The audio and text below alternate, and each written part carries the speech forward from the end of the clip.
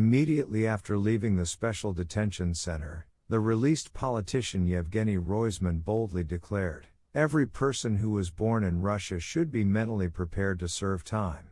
Of course, I won't leave, and that's all you need to know about the Zoni and Sovkopithek mentality. It doesn't matter, for what and how much, but you will have to sit, or guard, or maybe you will guard, and then you will sit down. It's a cave, baby. Here they sit on mops, bottles and cookies. There is even an opposition movement, seated Rus, either under the rack, or on its knees." Mikhail Simonov, 63, wrote 2 short texts about the war on social networks. First, "Killing Children and Women, We Sing Songs on Channel 1. We, Russia, have become atheists. Forgive us, Lord," and the second, "Russian pilots are bombing children." This was enough to get 7 years in prison. Russia should not be a permanent member of the UN Security Council, said U.S. Ambassador to the organization Linda Thomas Greenfield. The reason is the endless war crimes in Ukraine. Nevertheless, from April 1,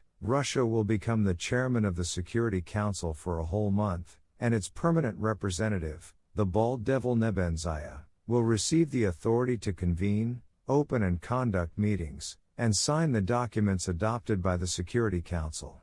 The UN Security Council for a whole month will be controlled by the Russian fascists. Does the world really need such a League of Nations -2? So far, the only organization that has set fire to the tails of the rat house is the International Criminal Court in The Hague. Already, even in Armenia, a process has begun that can lead the country to membership in the International Criminal Court, which means that Putin will be arrested immediately on a warrant issued by The Hague, as soon as he sets foot on Armenian soil.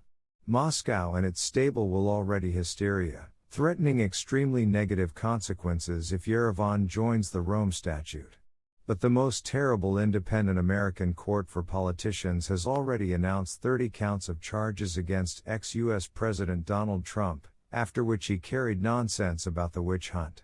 Something similar was already held in Russia in the early 90s, when it smelled of lustration of red evil spirits. At that time, lustration was not carried out in Russia, and bandits seized power, merging in ecstasy with the Chekists. It seems that the states do not want to experiment with Trump a second time, testing their luck under Donnie's populist speeches.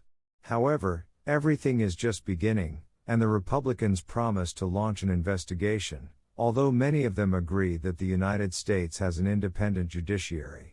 Indeed, unlike in Russia, where everything is decided by a call from above or by repressive system settings, in the United States, the court has no motive to just imprison a person, especially the ex-president of the country. And in Russia, according to Shoigu's general staff, there are no plans for a new wave of mobilization, so from April 1, without any jokes, summonses will be sent to Russians in electronic form.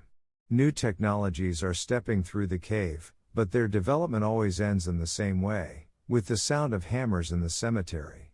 It's as if the whole world is up in arms against the hard-nosed. Argentina began to massively expel Russians after the influx of thousands of pregnant tourists. The Central Bank of the United Arab Emirates canceled the license of MTS Bank due to U.S. sanctions. Indonesia, following Thailand, decided to extradite the Russians.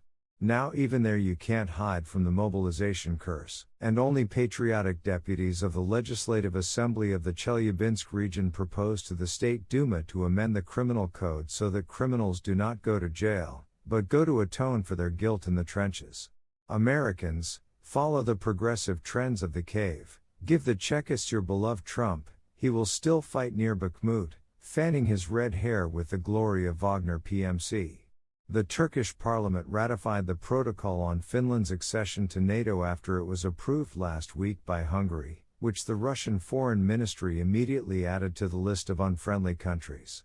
Now Finland's accession to NATO has been approved by all members of the alliance. There are no more obstacles. Putin, rehearsing his scenario for starting a nuclear war this week, is retuning his missiles. He had only 2 state secrets left: the number of cannibals and the true state of the nuclear arsenal. Will it fly or won't it fly? And how high can the bar for nuclear blackmail be raised? After all, Somewhere there is a ceiling in this matter, and the tower is torn apart, both by Kim and by Comrade Xi, who announced that China is preparing for war. So whether humanity wants it or not, the red-brown assholes who crawled into the 21st century from the 20th century will still have to decide something.